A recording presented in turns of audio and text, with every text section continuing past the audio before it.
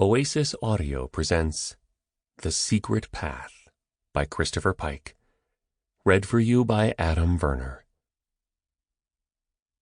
Chapter 1. For Adam Freeman, moving to Spooksville wasn't something he'd planned.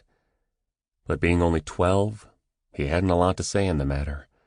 They had to move, his parents said, because of his father's job. Of course, when they told him about Spooksville, they didn't call it that.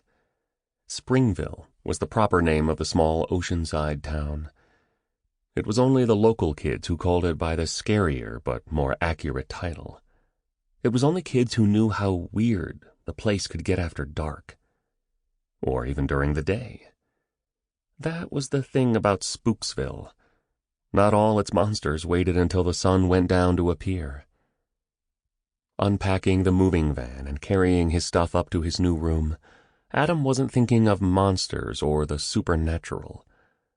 But that was soon to change. Oh, yes, in a big way.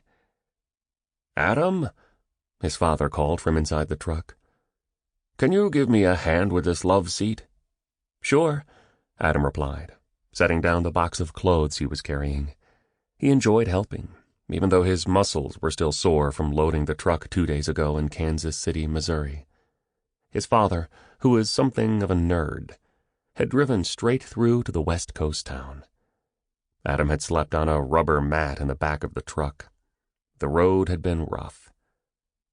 Adam was small for his age, but he was growing steadily and figured he'd catch up soon.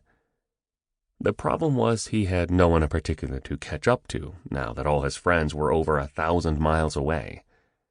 Adam thought of Sammy and Mike as he climbed into the truck. He wondered what they were doing right now. His father paused to stare at him. "What's that look?" his dad asked. "Are you homesick already?" Adam shrugged. "I'm okay." His dad ruffled his hair. "Don't worry, you'll make new friends soon.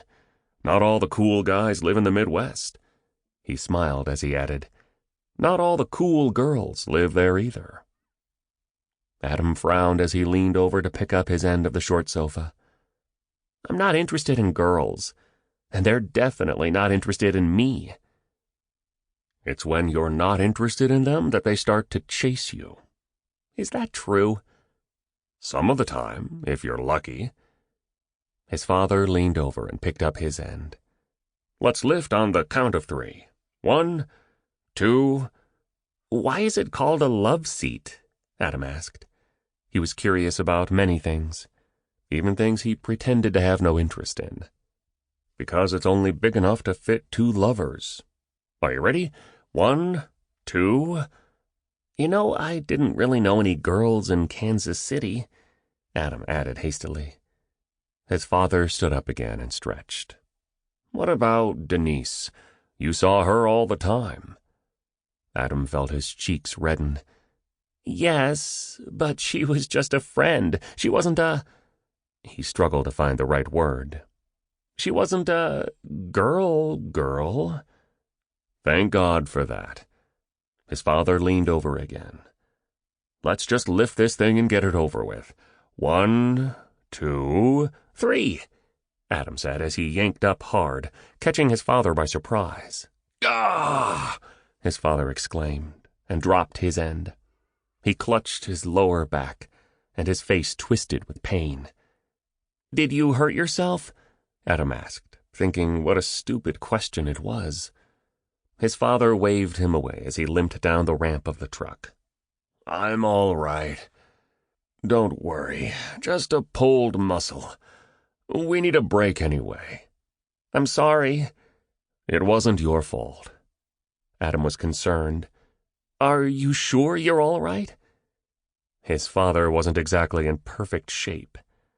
In the last couple of years, he had grown a fair-sized belly. Too many donuts and sodas, Adam thought, even though those were 2 of his favorite foods, too. That was one of the things that made his dad sort of a nerd. He liked junk food as much as kids. "I'm fine," his dad said. "Let's stop and have a drink. What would you like?" "A Coke," Adam replied, following him down the ramp. "I don't Sample complete. Ready to continue?